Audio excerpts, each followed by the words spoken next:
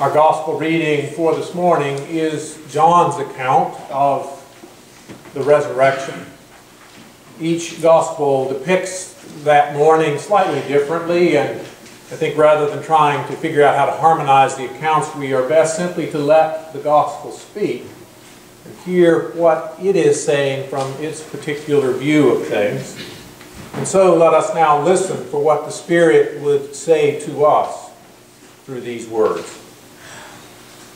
Early on the first day of the week, while it was still dark, Mary Magdalene came to the tomb and saw that the stone had been removed from the tomb. So she ran and went to Simon Peter and the other disciple, the one whom Jesus loved, and said to them, "They have taken the Lord out of the tomb, and we do not know where they have laid him." Then Peter and the other disciple set out and went towards the tomb. The two were running together, but the other disciple outran Peter and reached the tomb first. He bent down to look in and saw the linen wrappings there lying, but he did not go in. Then Simon Peter came following him and went into the tomb. He saw the linen wrappings lying there and the cloth that had been on Jesus' head, not lying with the linen wrappings, but rolled up in a place by itself. Then the other disciple, who reached the tomb first, also went in and saw and believed. For as yet they did not understand the scripture that he must rise from the dead. Then the disciples returned to their homes. But Mary stood weeping outside the tomb. As she wept, she bent over to look into the tomb, and she saw two angels in white sitting where the body of Jesus had been lying, one at the head and the other at the feet. They said to her, "Woman, why are you weeping?" She said to them, "They have taken away my Lord, and I do not know where they have laid him." When she had said this, she turned around and saw Jesus standing there, but she did not know that it was Jesus. Jesus said to her, "Woman, why are you weeping? Whom are you looking for?" Supposing him to be the gardener, she said to him, "Sir, if you have carried him away, tell me where you have laid him, and I will take him away." Jesus said to her, "Mary." She turned and said to him in Hebrew, "Rabboni," which means rabbi, teacher. Jesus said to her, "Do not hold on to me," and the Greek probably better is translated, "Do not keep holding on to me." It doesn't mean he can't be touched. "Do not keep holding on to me, because I have not yet ascended to the Father. But go and tell my brothers and say to them, I am ascending to my Father and your Father, to my God and your God." Mary Magdalene went and announced to the disciples, "I have seen the Lord." And she told him that he had said these things to her. The word of the Lord. Thanks be to God. Surely Easter is the brightest day in the life of the church. The culture may indeed think that Christmas is better, but the church knows that Easter is the center. The very fact that we worship on Sunday rather than the Sabbath is a nod to Easter. Each Sunday we celebrate the resurrection. Now, this particular Sunday would have been a great Sunday to have gone to an Easter sunrise service. To be there as the sunlight streamed over the horizon, signaling a new day, the day of resurrection, and we rejoice in its dawning.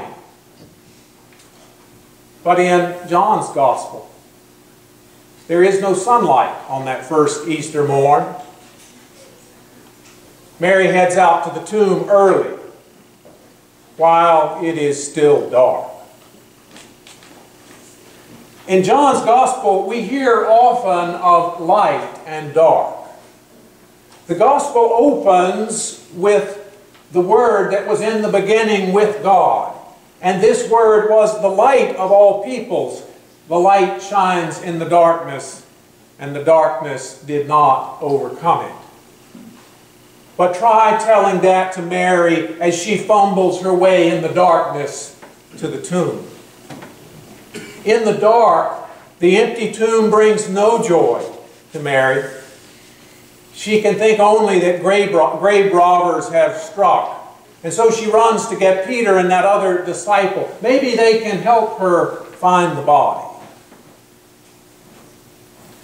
I'm not really sure at all what motivates the foot race that follows. When we last saw Peter in John's Gospel, he was denying that he even was a disciple of Jesus.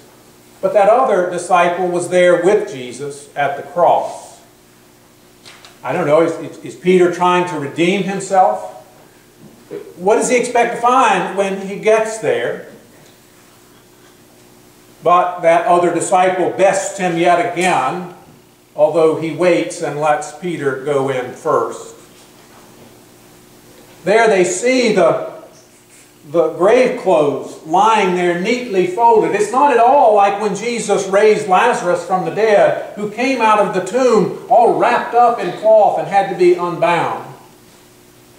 And the beloved disciple, when he goes in, he sees and he believes. Although exactly what he believes is not at all clear.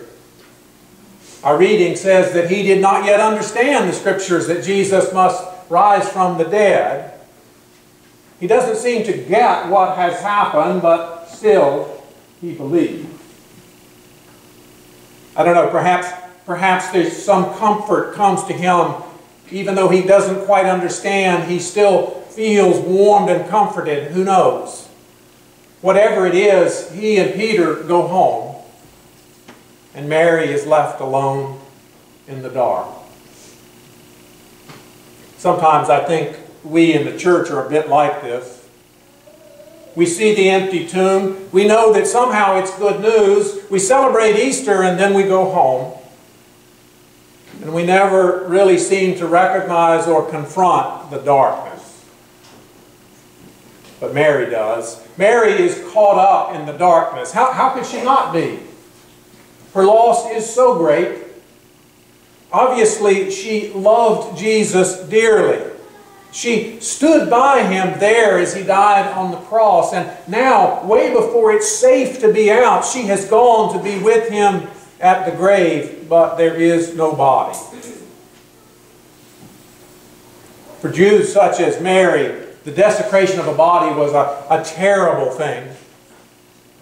And even in our own day, we've heard news reports of funeral homes that didn't actually bury the body where they said it was, who presented the cremated ashes to the family that turned out not to really be the loved ones. The trauma for these families is terrible. To lose a loved one and then this, darkness on top of darkness. But this is Easter. This is the day we celebrate the light that the darkness could not overwhelm, but that does not mean there is no darkness. And sometimes I worry that the church's witness is compromised by our failure, our unwillingness to confront, even sometimes to acknowledge the darkness. And sometimes people outside the church view us as Pollyannas who see the world through rose-colored glasses. Now, I don't think that accurately describes many of you, but still, we are sometimes perceived that way, and we do occasionally live into the stereotype. As a pastor, I spend more than my share of time around pain and illness, tragedy and death. And I have seen church members lovingly care for and support one another in times of great difficulty. And yet I have observed that the presence that is often the least comforting comes from the one who waltzes into the room with an Easter message on his lips.